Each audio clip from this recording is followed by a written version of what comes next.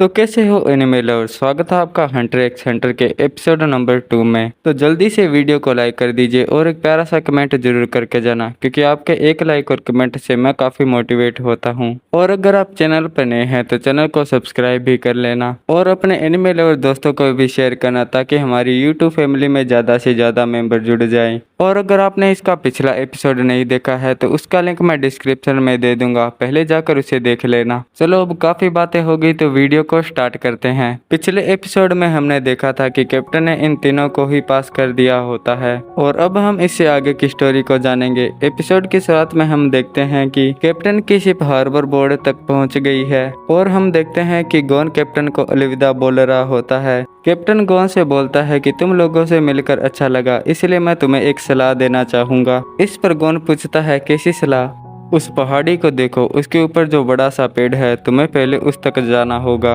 वहां से exam site तक पहुंचने का एक शॉर्टकट रास्ता है। तभी इनके पीछे से एक आदमी गुजरता है और वो चोरी छिपे इनकी बात सुन लेता है, क्योंकि शायद ये भी हंटर एग्जाम देने के लिए आया है। उसके बाद कैप्टन गोन को बेस्ट ऑफ लक बोलता है और गोन वहां से आगे चल पड़ता है। फिर ये तीनों एक मैप को देखने लगते हैं और लियोरियो बोलता है, मुझे जो नोटिस मिला है उसके हिसाब से हमारा एग्जाम जेबन सिटी में होगा। हम इस वक्त यहाँ है, लेकिन कैप्टन ने जो जगह बताई है वो यहाँ से बिल्कुल अपोजिट है और बहुत ही दूर है। फिर कुरापिका बोलता है, गोन क्या तुमने कैप्टन की बातों को सही से सुना था? फिर गोन बोलता है, बिल्कुल नहीं, कैप्टन ने मुझे खुद कहा था उस पेड़ तक जाने के लिए। फिर गोन बोलता है, मैं तो जा रहा हूँ, कैप्टन ने बोला है तो इसके पीछे जरूर कोई वजह होगी। फिर लियोरियो एक बस की ओर इशारा करते हुए बोलता है, वो बस जेबन सिटी के लिए जाने वाली है, हमें उससे जाना चाहिए। लेकिन गोन इसकी बात पर बिल्कुल भी ध्यान नहीं देता और आगे चलता रहता है। फिर लियोरियो बोलता है, ये लड़का कितना बेवकूफ है, अब इसे ये भी सिखाना होगा कि हमें हर किसी पर विश्वास नहीं करना चाहिए। उसके बाद कुरापिका भी गोन के साथ जाने के लिए मान जाता है, लेकिन लियोरियो इनकी बात नहीं मानता और अपना ब्रीफकेस उठाकर बस की ओर चलने लगता है। जब लियोरियो थोड़ा आगे चलता है तो वह दो लड़कों को आपस में बात करते हुए सुनता है। इनमें से भूरे बालों वाला लड़का बोलता है, हाँ, जेबन सिटी के लिए तो यहाँ से कोई भी बस नहीं जाती। फिर ये दूसरा आदमी बोलता है, हाँ, यही तो वजह है कि कई लोग बेवकूफ बन जाते हैं और एग्जाम साइट तक नहीं पहुँच पाते। इतना सुनते ही लियोरियो कुरापिका और गोन की ओर भागने लगता है और लियोरियो बोलता है, रुको मेरे लिए, मैं भी आ रहा हूँ। फिर लियोरियो कुरापिका और गोन से बोलता है, मुझे पता था कि तुम मेरे बिना अकेले पड़ जाओगे, वैसे भी सफ़र का मजा तो दोस्तों के साथ ही आता है। फिर हम देखते हैं कि वही लड़का इनका पीछा कर रहा होता है जिसने गोन और कैप्टन की बातें सुनी थी। उसके बाद हम देखते हैं कि लियोरियो, गोन और कुरापिका एक शहर में पहुँच जाते हैं, लेकिन यहाँ इन्हें कोई भी इंसान नज़र नहीं आता। फिर अचानक से एक दरवाज़ा खुलता है और हम दो इंसानों को देखते हैं जो एक गाड़ी खींचकर ला रहे होते हैं। ये देखकर ये तीनों मन ही मन सोचते हैं, अब ये क्या प्रॉब्लम है। फिर हम देखते हैं कि यहाँ दो नहीं बल्कि काफ़ी सारे बंदे हैं जिन्होंने मास्क पहने रखा होता है, और इनके बीच एक बुढ़िया भी बैठी होती है। फिर ये बुढ़िया बोलती है, तो तुम तीनों उस पहाड़ी वाले पेड़ के पास जाना चाहते हो, लेकिन तुम्हें यहाँ से आगे जाने के लिए मेरे एक सवाल का सही जवाब देना होगा, और जवाब देने के लिए तुम्हारे पास सिर्फ 5 सेकंड होंगे, और अगर तुम्हारा जवाब गलत हुआ तो तुम तीनों ही हंटर एग्जाम से बाहर कर दिए जाओगे।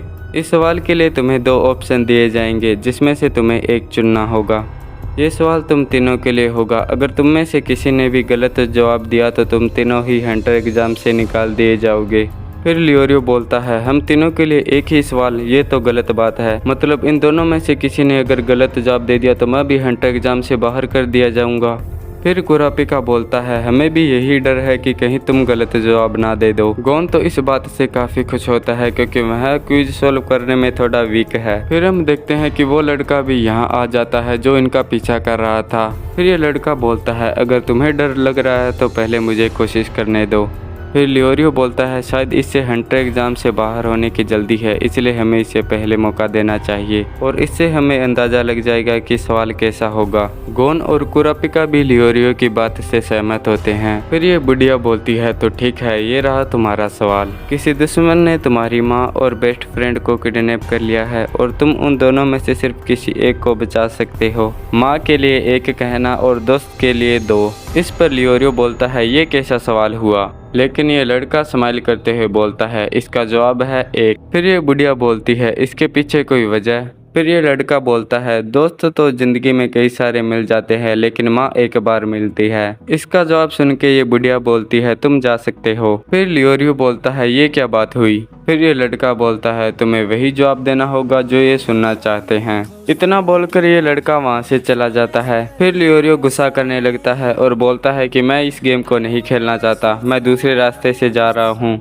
फिर ये बुढ़िया बोलती है, अगर तुम इस गेम को छोड़ते हो तो भी तुम हंटर एग्जाम से बाहर कर दिए जाओगे। अब लियोरियो और सहन नहीं कर पाता और इस बुढ़िया पर गुस्सा करने लगता है, ये तुम्हारा सवाल ही गलत है, हर इंसान के लिए इसका जवाब अलग अलग होगा, इस सवाल का कोई एक सही जवाब हो ही नहीं सकता। तभी कुरापिका के दिमाग में कुछ क्लिक होता है, वह लियोरियो को बताने वाला होता है कि तभी ये बुढ़िया उसको बीच में रोकते हुए बोलती है, मैं और कुछ नहीं सुनना चाहती, मेरे सवाल का जवाब दो वरना तुम्हें हंटर एग्जाम से बाहर कर दिया जाएगा। अब कुरापिका को थोड़ी चिंता होने लगती है क्योंकि शायद कोई जरूरी बात वह इन दोनों को बताना चाहता था। अब ये तो हमें आगे पता चलेगा कि कुरापिका लियोरियो को क्या बताना चाहता था। तभी ये बुढ़िया अपना सवाल पूछती है, तुम्हारे बेटी और बेटे को किसी ने किडनैप कर लिया है और तुम उन दोनों में से किसी एक को बचा सकते हो। बेटी के लिए ऑप्शन 1 है और बेटे के लिए ऑप्शन 2। और उसके बाद ये बुढ़िया अपनी उल्टी गिनती शुरू कर देती है। फिर हम देखते हैं परेशान लियोरियो को, जिसे इस बुढ़िया पर गुस्सा आ रहा होता है।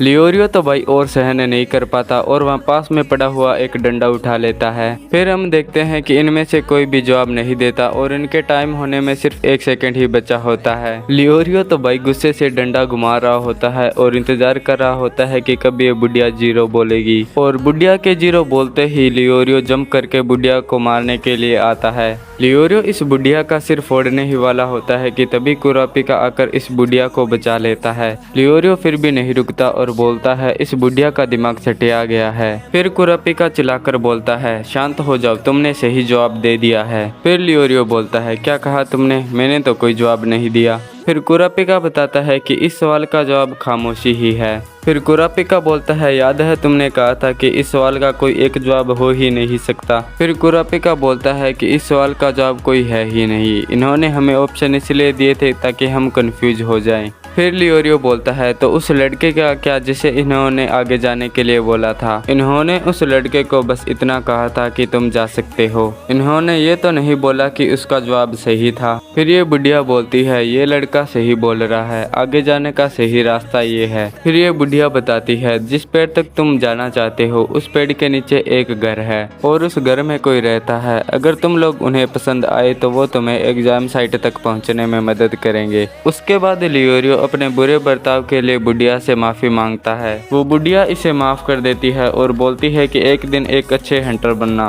उसके बाद हम गोन को देखते हैं, जिसे अभी भी ये समझ नहीं आया था कि इसका सही जवाब क्या होगा। फिर कुरापिका गोन को बताता है कि क्विज खत्म हो चुका है। फिर गोन बोलता है, ये तो मुझे पता है, लेकिन मैं सोच रहा था कि किसी दिन अगर ऐसी सिचुएशन आ गई कि मुझे तुम दोनों में से किसी एक को बचाना पड़े तो मैं क्या करूँगा। गोन की बात सुनकर सभी शांत हो जाते हैं। तभी ये बुढ़िया मन ही मन बोलती है, यही इस टेस्ट का असली मकसद था कि तुम्हें बुरे से बुरे वक्त के लिए तैयार रहना होगा। इसके बाद ये तीनों ही इन्हें अलविदा बोलकर आगे चले जाते हैं। काफी दूर चलने के बाद कुरापिका को वो घर दिखाई देता है। लियोरियो दरवाजा खटखटाते हुए आवाज लगाता है, लेकिन अंदर से कोई भी आवाज नहीं आती। इस घर का दरवाजा खुला होता है, इसलिए ये तीनों अंदर आ जाते हैं। दरवाजा खोलते ही ये देखते हैं कि एक घायल आदमी जमीन पर पड़ा है और एक मॉन्स्टर ने एक औरत को पकड़ रखा है। फिर कुरापिका बताता है कि ये मॉन्स्टर इंसानों जैसी शक्ल बना सकते हैं। उसके बाद ये मॉन्स्टर उस लड़की को लेकर भाग जाता है। फिर ये घायल आदमी बोलता है, प्लीज मेरी बीवी को बचा लो। उसके बाद कुरापिका लियोरियो को उस घायल आदमी का ध्यान रखने के लिए बोलता है और खुद गोन के साथ उस मॉन्स्टर का पीछा करने लगता है। उसके बाद हम मॉन्स्टर को भागते हुए देखते हैं और गोन भी इसका पीछा कर रहा होता है। उसके बाद वो मॉन्स्टर हंसने लगता है और तभी गोन का बैलेंस बिगड़ जाता है और गोन नीचे गिर जाता है। फिर कुरापिका से पूछता है, क्या तुमने सुना, वह इंसानों की तरह हंस रहा था। फिर कुरापिका बताता है कि वो मॉन्स्टर किरिको इंसानों की तरह बातें भी कर सकता है। उसके बाद गोन तेजी से उस मॉन्स्टर का पीछा करने लगता है और अपनी फिशिंग रॉड से उस मॉन्स्टर के सिर पर मारता है। गोन के इस हमले से वो लड़की मॉन्स्टर से छूटकर नीचे गिरने लगती है और तभी कुरापिका अपनी हीरो वाली एंटी के साथ उस लड़की को बचा लेता है।